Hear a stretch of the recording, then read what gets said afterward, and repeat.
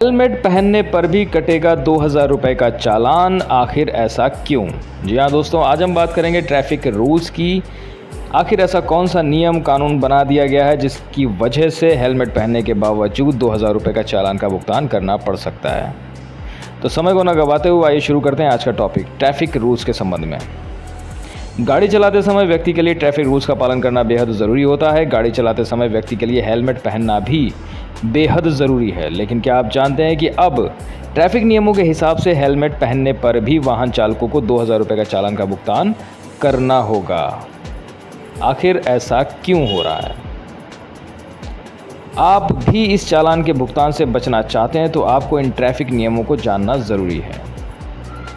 आज के समय में युवाओं में बाइक और स्कूटर चलाने का काफ़ी क्रेज़ बढ़ चुका है, लेकिन अक्सर देखा जाता है कि जब कभी युवा बाइक और स्कूटर चलाते हैं तो वो उस वक्त बाइक पर या स्कूटर चलाते समय हेलमेट पहनना पसंद नहीं करते।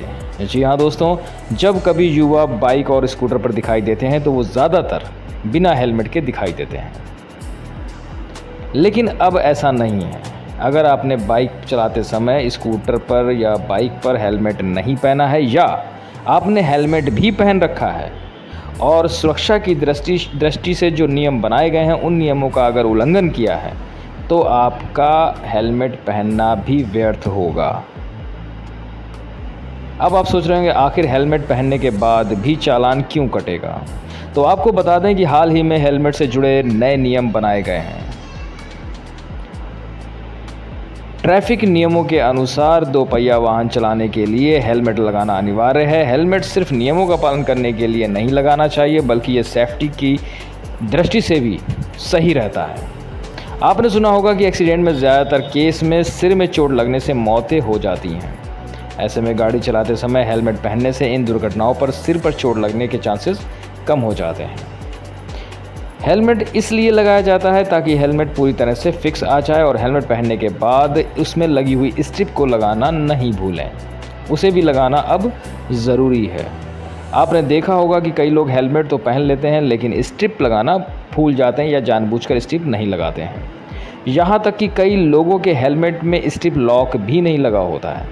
ऐसा होने पर अब ट्रैफिक पुलिस आपका चालान काट सकती है।